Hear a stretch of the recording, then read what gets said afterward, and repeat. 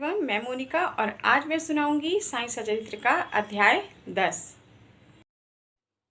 तो शुरू करते हैं साईं सचरित्र का अध्याय 10।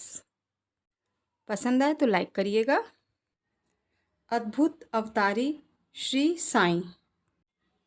श्री साईं बाबा यौगिक क्रियाओं में जिनमें धोती 3 इंच चौड़े व 22 इंच लंबे कपड़े के भीगे हुए टुकड़े से पेट को स्वच्छ करना, खंड योग अर्थात अपने शरीर के अवयव को पृथक पृथक कर उन्हें पुनः पूर्ववत जोड़ना और समाधि आदि में सम्मिलित हैं में पारंगत थे।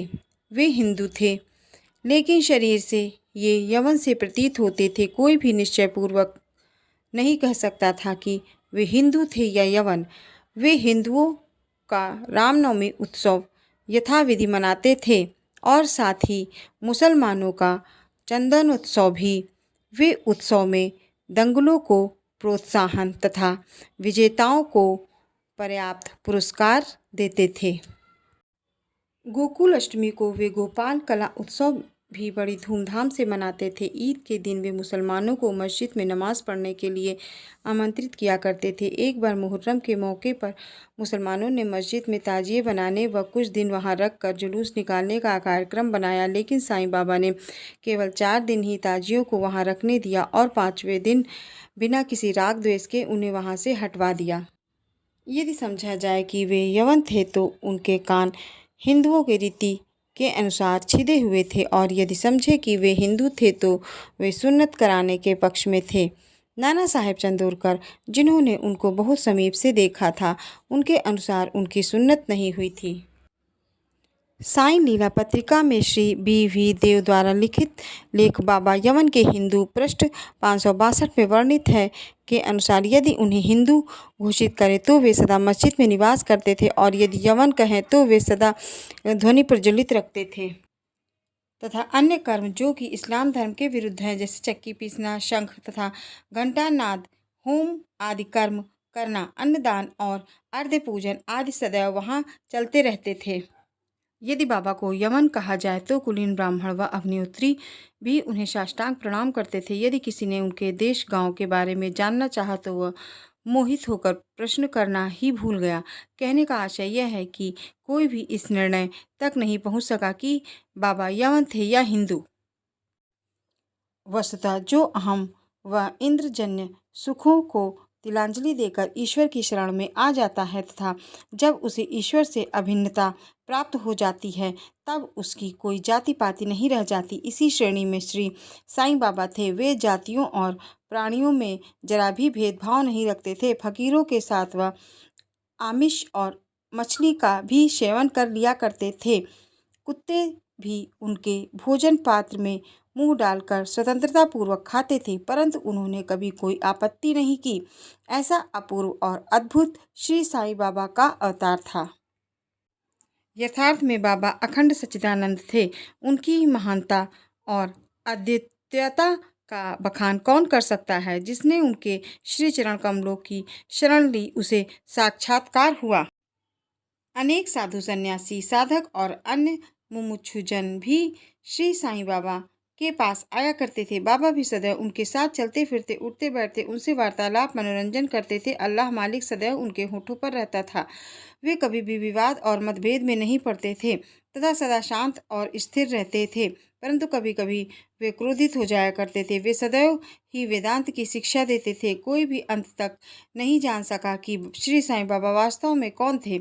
स्वयं ज्ञानावतार होकर भी वे सदैव अज्ञानता का प्रदर्शन किया करते थे। उन्हें आदर सत्कार से सदैव अरुचि थी। इस प्रकार का श्री साईं बाबा का वैशिष्ट्य था। शरीरधारी होने पर भी कर्मों से उनकी ईश्वरीयता स्पष्ट झलकती थी। श्रेणी के नर नारी उन्हें परम ब्रह्म ही मानते थे। श्री साईं बाबा के एक अतरंग भक्त महासापति, जो कि बाबा के साथ मस्जिद तथा चावड़ी में शयन करते थे, उन्हें बाबा ने बतलाया था कि मेरा जन्म पाथड़ी के एक ब्राह्मण परिवार में हुआ था। मेरे माता पिता ने मुझे बाल्यावस्था में ही एक फकीर को सौंप दिया था। जब यह चर्चा चल रही थी तभी पाथड़ी से कुछ लोग वहां आए तथा बाबा ने उनसे कुछ लोगों के संबंध में पूछताछ भी की। श्रीमती काशीबाई कानेटकर पूना की एक प्रसिद्ध विदुषी महिला ने साईं लीला पत्रिका भाग 2 सन 1934 के पृष्ठ 89 पर अनुभव नंबर 5 में प्रकाशित किया है कि बाबा के चमत्कारों को सुनकर हम लोग अपनी ब्रह्मवादी संस्था की पद्धति के अनुसार विवेचना कर रहे थे कि साईं बाबा ब्रह्मवादी हैं या वाम मार्गी। कालांतर में जब मैं शिरडी गई तो मुझे इस संबंध में अनेक विचार आ रहे थे। जैसे ही मैंने मस्जिद की सीढ़ियों पर पैर रखा कि बाबा उठकर सामने आ गए और अपने हृदय की ओर संकेत कर मेरी ओर घूरते हुए क्रोधित होकर बोले कि यह ब्राह्मण है, शुद्ध ब्राह्मण, इसे वाम मार्ग से क्या प्रयोजन। यहाँ कोई भी यमन प्रवेश करने का दुस्साहस नहीं कर सकता और ना ही वह करे। पुनः अपने हृदय की ओर संकेत करते हुए बोले कि यह ब्राह्मण लाखों मनुष्यों को पथ प्रदर्शन कर सकता है और उनको अपर्याप्त वस्तु की प्राप्ति करा सकता है। यह ब्राह्मण की मस्जिद है, यहाँ किसी वाम मार्गी की छाया भी नहीं पड़ने दूंगा। श्री साईं बाबा की प्रकृति। शिरडी के प्रायः सभी मंदिरों का उन्होंने जीर्णोद्धार करवाया। श्री तात्या पाटिल के द्वारा शनि, गणपति, शंकर पार्वती, ग्राम देवता और हनुमान आदि के मंदिर को ठीक करवाए। उनका दान भी विचित्र था। दक्षिणा के रूप में जो भी धन एकत्रित होता था उसमें से वे किसी को 20 रुपये, किसी को 15 रुपये या किसी को 50 रुपये इस प्रकार प्रतिदिन स्वेच्छा से बांटते थे। बाबा के दर्शन भक्तों के लिए लाभप्रद होते थे। अनेक लोग उनके दर्शन कर निष्कपट पुण्यभागी हो गए।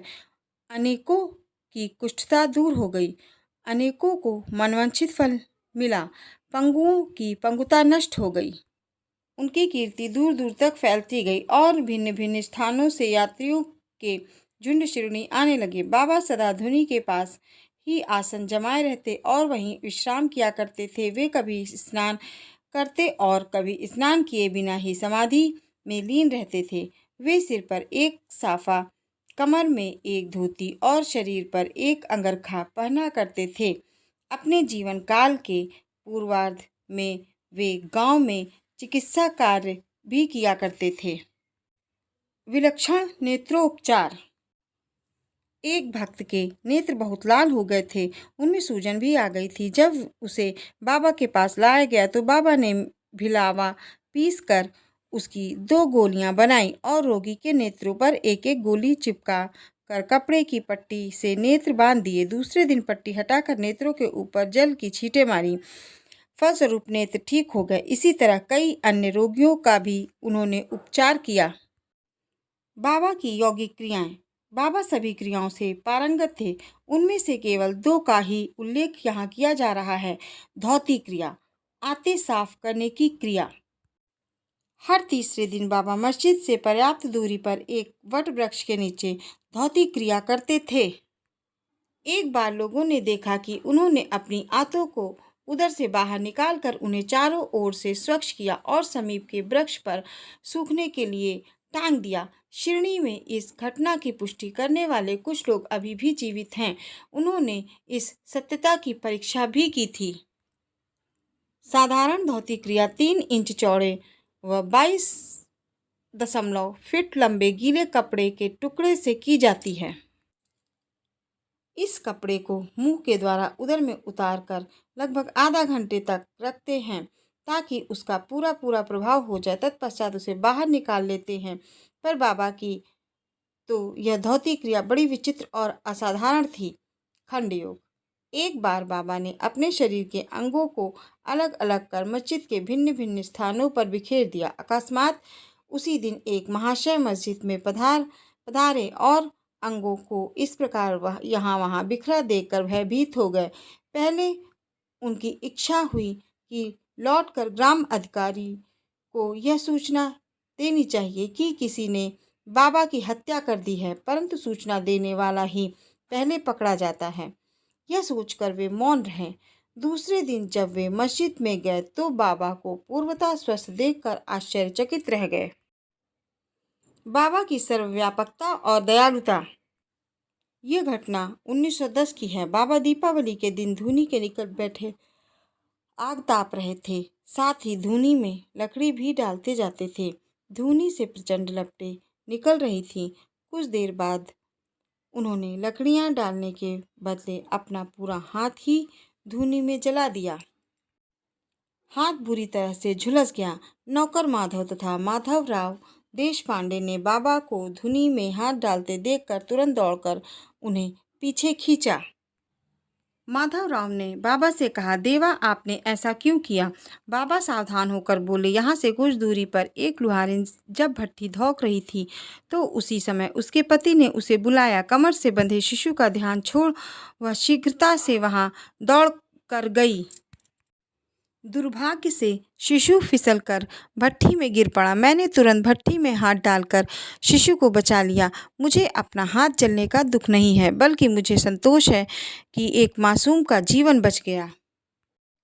कोढ़ी की सेवा। माधवराव देशपांडे के द्वारा बाबा का हाथ जल जाने का समाचार पाकर श्री नाना साहेब चंदोरकर बंबई से सुप्रसिद्ध डॉक्टर श्री परमानंद के साथ दवाइयाँ, लेप, पट्टियाँ आदि लेकर शीघ्रता से शिरडी आए। उन्होंने बाबा से डॉक्टर परमानंद को हाथ की जांच करने को और जले हुए स्थान पर दवा लगाने की अनुमति मांगी, लेकिन बाबा ने अनुमति नहीं दी। हाथ जल जाने के पश्चात एक कोढ़ी भक्त भागोजी शिंदे उनके हाथ पर सदैव पट्टी बांधते थे।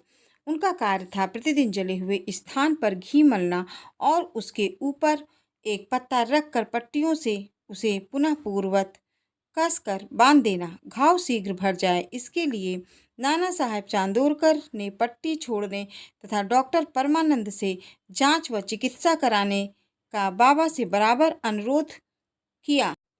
यहाँ तक कि डॉक्टर परमानंद ने भी अनेक बार प्रार्थना की, परंतु बाबा ने यह कहते हुए टाल दिया कि केवल अल्लाह ही मेरा डॉक्टर है।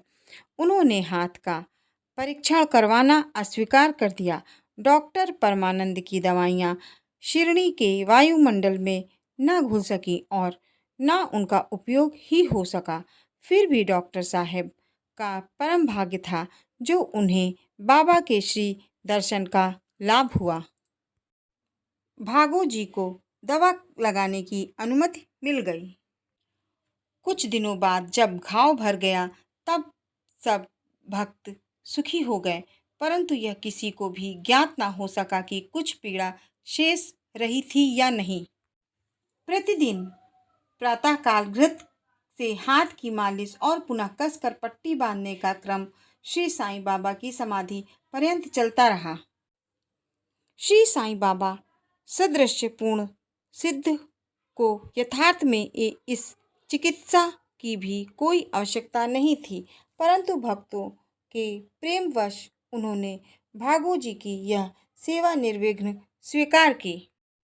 जब बाबा लेडी को जाते तो भागोजी छाता लेकर उनके साथ ही जाते थे। प्रतिदिन प्रातःकाल जब बाबा धुनी के पास आसन पर विराजते तब भागोजी वहां पहले से ही उपस्थित रहकर अपना कार्य प्रारंभ कर देते थे।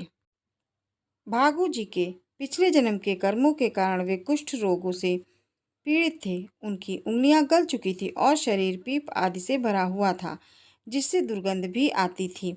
यद्यपि बाहरी दृष्टि से वे दुर्भागी प्रतीत होते थे, परंतु बाबा के प्रधान सेवक होने के नाते यथार्थ में वे ही अधिक भाग्यशाली तथा सुखी थे। उन्हें बाबा के सानिध्य का पूर्ण लाभ मिला। बालक खापड़े को प्लेग। अमरावती के श्री दादा साहेब खापड़े की धर्मपत्नी श्रीमती खापड़े अपने छोटे पुत्र के साथ कई दिनों से शिरडी में थीं। पुत्र को तीव्र ज्वर था। उसे प्लेग की गिल्टी यानी गांठ भी निकल आई थी। श्रीमती खापड़े भयभीत हो बहुत घबराने लगी और अमरावती लौट जाने का विचार करने लगी। संध्या समय जब बाबा वायु सेवन के लिए वाड़े, अब जो समाधि मंदिर कहा जाता है, के पास से जा रहे थे, तब उन्होंने उनसे लौटने की अनुमति मांगी तथा कंपित स्वर में कहने लगी कि मेरा प्रिय पुत्र प्लेग से ग्रस्त हो गया है, अतः अब मैं घर लौटना चाहती हूँ। प्रेम पूर्वक उनका समाधान करते हुए बाबा ने कहा, आकाश में बहुत बादल छाए हुए हैं, उनके हटते ही आकाश पूर्ववत स्वच्छ हो जाएगा। ऐसा कहते हुए उन्होंने कमर तक अपनी कफनी ऊपर उठाई और वहां उपस्थित सभी लोगों को अंडों के बराबर 4 गिल्टियां दिखाकर कहा, देखो मुझे अपने भक्तों के लिए कितना कष्ट उठाना पड़ता है, उनके कष्ट मेरे हैं। दरअसल संतों का हृदय मोम से भी कोमल होता है, वे भक्तों के प्रेमवश ही उनके कष्ट स्वयं झेलते हैं। पंढरपुर प्रस्थान। नाना साहेब चंदोरकर बाबा के परम भक्त थे। वे खानदेश में नंदुरबार में मामलतदार थे। उनका स्थानांतरण पंढरपुर हो गया और शीघ्र ही कार्यभार संभालना था, इसलिए वे किसी को पूर्व सूचना दिए बिना ही शीघ्रता से शिरडी रवाना हो गए थे। वे अपने पंढरपुर यानी शिरडी अचानक ही पहुंचकर अपने विठोबा साईं बाबा को नमस्कार कर फिर आगे प्रस्थान करना चाहते थे, परंतु बाबा से क्या छिपा था, वे तो सर्वज्ञ थे। जैसे ही नाना साहेब नीम गांव पहुंचे तो शिरडी से कुछ ही दूरी पर बाबा के पास बैठे हुए महासापति अप्पा शिंदे और काशीराम से वार्तालाप कर रहे थे। उसी समय मस्जिद में स्तब्धता छा गई और बाबा ने अचानक ही कहा, चलो चारों मिलकर भजन करें, पंढरपुर के द्वार खुले हुए हैं, यह भजन प्रेम पूर्वक गाएं। सब मिलकर भजन गाने लगे। भजन का अर्थ था, मुझे पंढरपुर जाकर वहीं रहना है, क्योंकि वह मेरे स्वामी यानी ईश्वर का घर है। बाबा गाते जाते और भक्तगण उसे दोहराते जाते। कुछ समय में नाना साहेब ने वहां सकुटुंब पहुंचकर बाबा को प्रणाम किया। उन्होंने बाबा से पंढरपुर पधारने तथा वहां निवास करने की प्रार्थना की। भक्तगणों ने नाना साहेब को बतलाया कि बाबा पंढरपुर वास के भाव में पहले से ही थे। यह सुनकर नाना साहेब द्रवित हो उनके श्री चरणों में गिर पड़े और बाबा की आज्ञा उदी तथा आशीर्वाद प्राप्त कर वे पंढरपुर रवाना हो गए। श्री साईं सचरित्र का अध्याय 10 समाप्त हुआ। श्री साईं सचरित्र अध्याय 11 मैं अगले गुरुवार को सुनाऊंगी। ओम साईं राम।